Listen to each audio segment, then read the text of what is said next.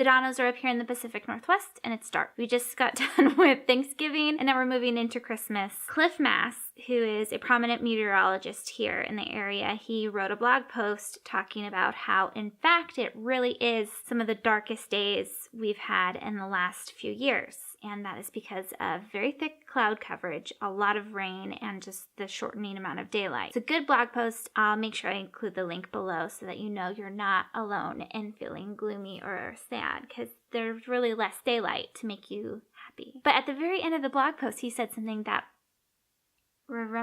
just reminded me just to work a little bit harder. He said, don't sit around feeling gloomy, do something about it. And he offered some advice on how you can help that gloomy aspect. One of the pieces of advice was going out in the middle of the day and taking a walk. That's something that the kids and I have done the last couple days, and it really did help out getting outside at a time where there's peak daylight rather than early in the morning or later on in the afternoon. Apart from just things that you can do to get out into daylight, another thing that he said was to get out in snow because of the solar rays bouncing off of the snow, creating a lighter environment. Totally agree. I'd love to go, I'm someone that doesn't like to be cold, but the idea of being around that light-filled space sounds really good to me. Apart from going outside and just figuring out how you can get more daylight, one of the things that I'm trying to do within our home is to practice Hyuga. And that's something that I read about last year. I got a few books from the library, and this year I got the new, what's that book called? The Little Book of Hyuga. And that's by the CEO of the Happiness Research Institute. I got that from the library. It's a good book. If you've never watched or if you've never read anything about Hyuga, I would check it out from the library or buy it. It's a good gift for Christmas. You can maybe put together in a basket with some mulled wine ingredients and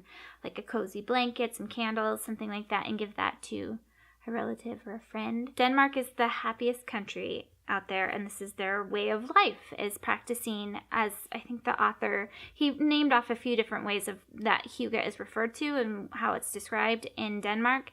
And one of them, I think he mentioned something about hot cocoa and candles.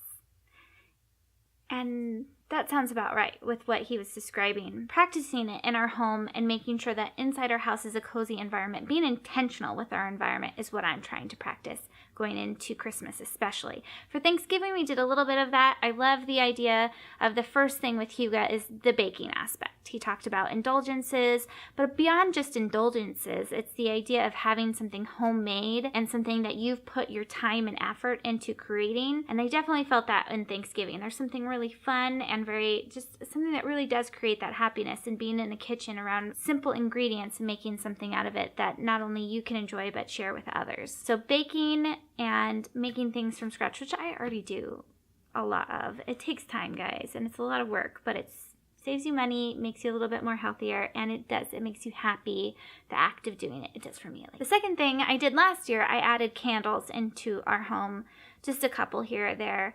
It's not great for the air quality in our house, but it is something that is just cozy to have. And the fire, too. We have a gas fire, so it's not a real fire. But something like that where it's just an additional light. Beyond candles and lights, too, looking at our lighting, he mentioned in the book having a number of small lights around the house, and that's kind of what we already do, but there is some things that I'd love to change about the actual light that's emitted. Warm drinks. Hot cocoa, the kids love hot cocoa, and I'm trying to incorporate more hot drink breaks within their day. We homeschool, and creating that ritual where sometime during the afternoon, maybe in between, right before dinner as an afternoon snack, that we incorporate hot chocolate or tea. The kids have started to drink tea, which I love. I've always wanted them to do it, and they never really got into it. They never liked it, and now they do. They had peppermint tea the other day, and it's really cute. Incorporating more rituals with hot, warm drinks, including coffee, cozy spots for reading and reflecting. I have a little chair over there that I've made videos in before, but I really like to sit there we have a fuzzy blanket and our journal, or my journal. The kids and I have started to do group reading time or read aloud over there as well. Social opportunities. And I don't want to give away too much of the book, but there was another piece in there that I wrote down.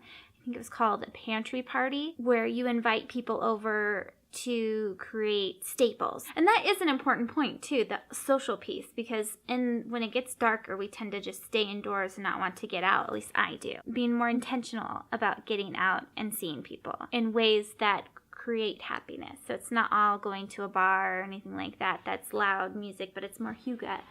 It's cozy. Going full out with Christmas. I mean, I have 2 kids now. We have kids. So Christmas is full out here. And then finally, yes, getting out and being social, but also slowing down, which I'm not very good at right now. And maybe not even just slowing down, but setting aside more time to spend with the family doing activities we all love to do together. If you've read the book, let me know what you've incorporated into your lifestyle that is Hyuga.